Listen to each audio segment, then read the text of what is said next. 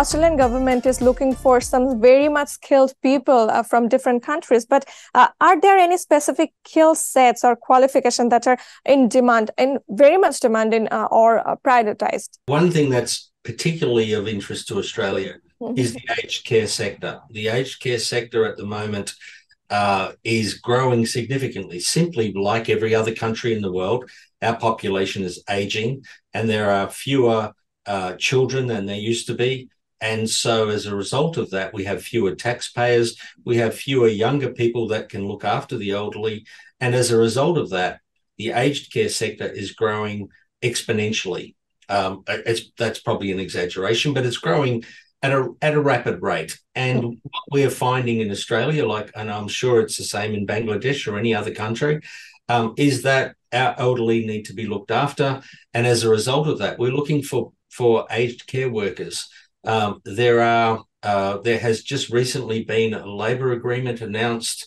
And what that is essentially is a deal done between industry, in this case, the aged care industry, and the government, immigration, saying, look, we will lower our standards. We will make it easier for workers from overseas. And this typically favours people from Pakistan, India, Bangladesh, Nepal, who may have, their English may not be as great as it could be compared with the average Australian.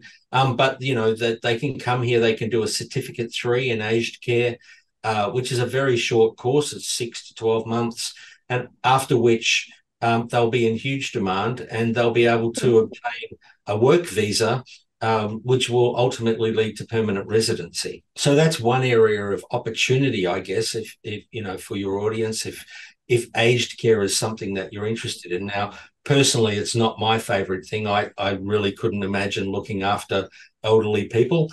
But I'm a lawyer, so I'm not expected to have a heart. But but there's opportunities there for people if they're interested in aged care. Disability support is another major plank of Australian the welfare system. We have a lot of people that I don't like the word disabled. Disabled to me means you can't do it. I understand. But we call it disabled people that have issues that need help, need assistance, and there is a huge market for that, and that's just going to keep growing. We have a system called NDIS, the National Disability Support System. I don't remember what the I stands for, but basically it's a government-funded facility that will pay workers and support workers to look after people that are disadvantaged in our community. And that's a fantastic scheme, and it seems to be working well. And that's going to provide jobs for many, many people, an infinite number of people. If you're looking to Australia for opportunity, then the healthcare sector is where you need to be focused. I have a question regarding this, that then what kind of jobs are most demanding of any kind of foreigners over there? If we're talking in those sectors, then yes. Those are the only semi-skilled jobs that I would think are in any demand in Australia. If we're talking about skilled workers, then we have the inevitable, lack of doctors and nurses, engineers, IT experts as well, I guess. Yes, IT people will always, systems programmers, software developers, business analysts will always be in demand forever, simply because IT grows faster than people do. Exactly. Then how does Australia balance its commitment to humanitarian visas with its economic immigration objectives? Unfortunately for Australia, we like every other country, we can't take as many people as we want to. I spent the first few years of my migration life working in a town where half of my refugees, half of my clients were Sudanese refugees, the other half were Afghani refugees. And I can tell you, for every client that came to me, there were 10 that missed out. Across the border from Ethiopia in Kenya, we have 300,000 refugees. Syria has 6 million displaced refugees. So in that case, can you discuss something of any kind of programs or initiatives that aimed at assisting refugees or asylum seekers from Bangladesh?